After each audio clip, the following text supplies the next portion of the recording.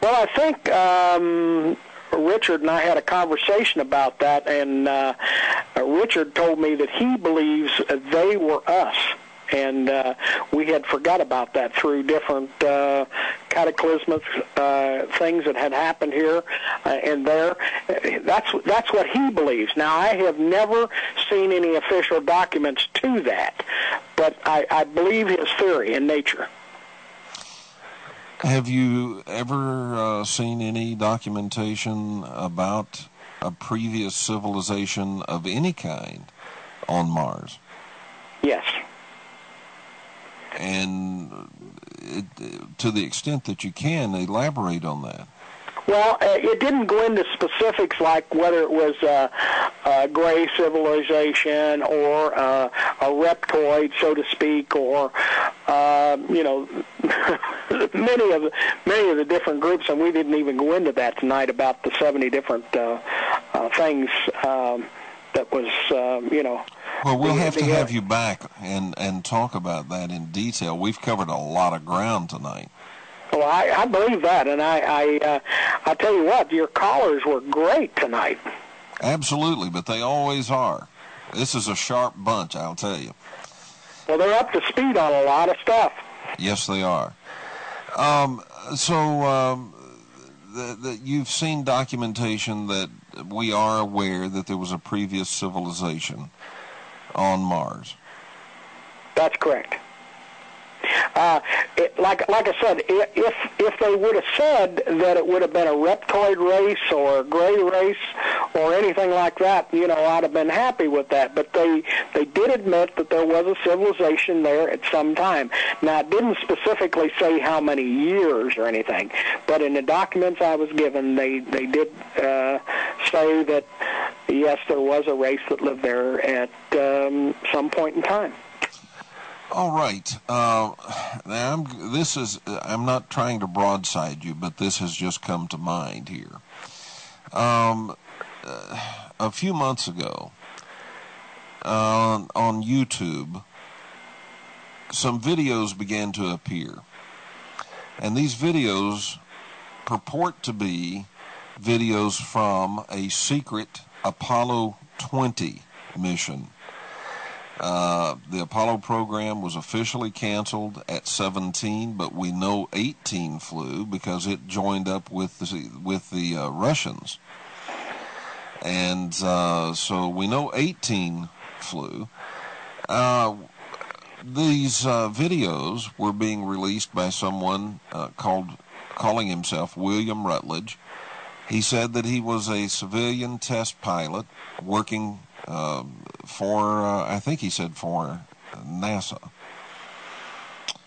maybe for the Air Force, but he was a civilian test pilot, and that he was the commander of this Apollo 20 mission. The Apollo 20 mission, according to him now, went to the moon to investigate something that had been photographed by Apollo 15 and 17.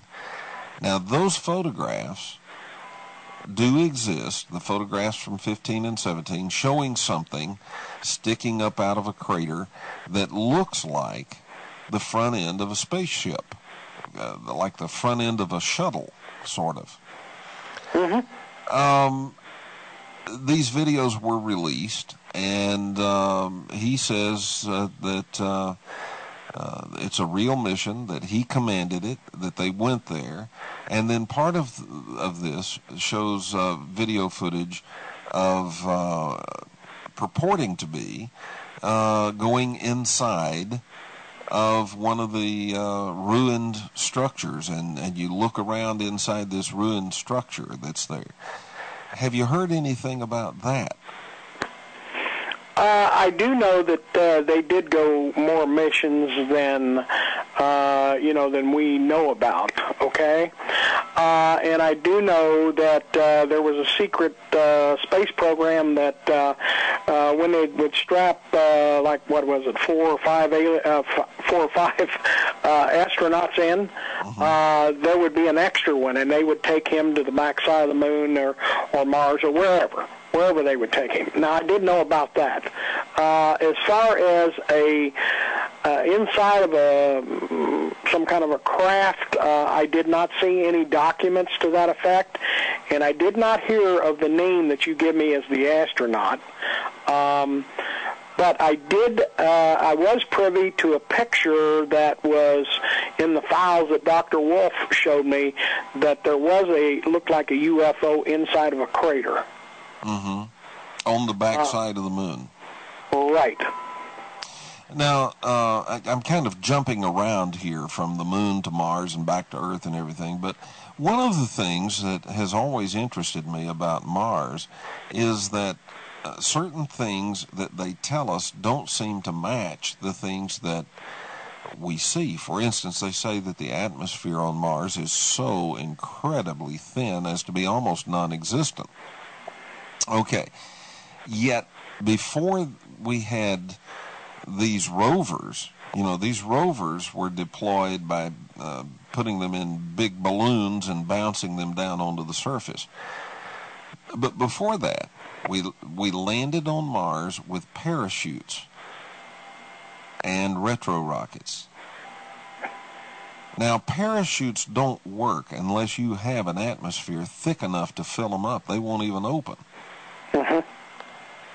And so I have always suspected that conditions on Mars are not what we've been told. And then when we got the rovers down on the surface and we were getting live pictures back, I don't know if NASA really intended to do this, but they showed on television live video from those rovers, and the sky was blue. That's correct. And the Earth, not Earth, but the ground was not quite so red. That's correct, too. And so, again, that confirmed for me more that the conditions on Mars are simply not what we have been told. What do you know about that? Okay. What I know about that is what they have told the public about the very thin oxygen or whatever it is, and that's why we had to wear the helmets and all that kind of stuff, was not true. Now, that wasn't, I didn't hear that from Dr. Wolf. I heard that from another associate that was connected pretty high up. And he told me that that we never needed those extra oxygen or anything because we could breathe the oxygen there. On Mars. On Mars. It was very conducive to the way we breathe. The only problem was some of the temperatures were extreme.